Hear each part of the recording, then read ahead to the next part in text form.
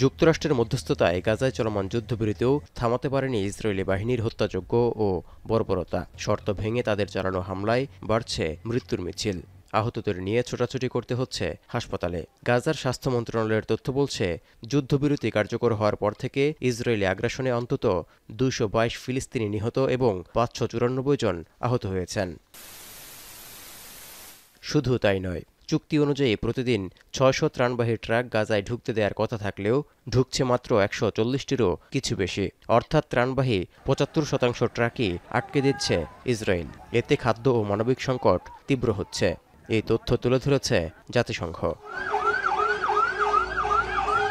এমনকি বিশ্ব স্বাস্থ্য সংস্থা গুরুতর অসুস্থ রোগীদের স্থানান্তরের সুবিধা দেওয়া সত্ত্বেও বিশেষায়িত চিকিৎসার প্রয়োজন এমন ১৬,৫০০-র বেশি রোগী গাজায় আটকা পড়েছেন। হামাস মৃত জিম্মিদের দেহাবশেষ ফেরত দিচ্ছে না এমন অভিযোগ তুলে ইসরায়েল কার্যত যুদ্ধবিরতি ভেস্তে দেওয়ার চেষ্টায় হামলা ও মানবিক সহায়তা আটকে দিলেও জিম্মিদের দেহাবশেষের সন্ধানে উদ্ধার অভিযান অব্যাহত রেখেছে গাজার স্বাধীনতাকামী গোষ্ঠীটি।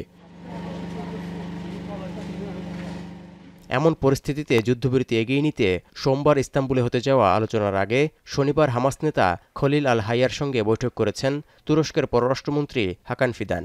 বর্তমান যুদ্ধবিরতি পরিস্থিতি এবং মানবিক সহায়তার প্রয়োজনীয়তা নিয়ে দুই নেতার মধ্যে আলোচনা হয়েছে বলে জানা গেছে।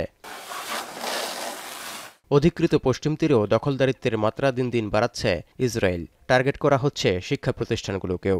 শনিবার একটি শিক্ষা প্রতিষ্ঠানে হামলা চালিয়েছে তারা। চলতি বছরের প্রথম ৮ মাসে অধিকৃত পশ্চিম তীরেই ২ শতাধিক শিশুসহ অন্তত ১,০০০ ফিলিস্তিনিকে হত্যা করেছে দখলদার বাহিনী।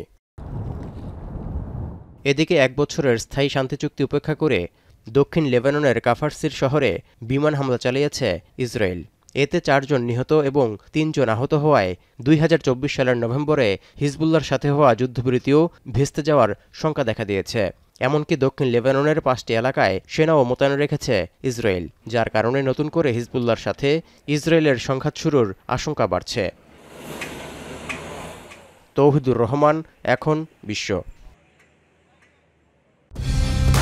কালার এক্সপার্ট, জর্জ স্যাপ এবং মাইল্ড অন হ্যান্ডস টেকনোলজি সমৃদ্ধ অরিক্স ক্রিস্টাল ওয়াশ আপনার লন্ড্রি এক্সপার্ট।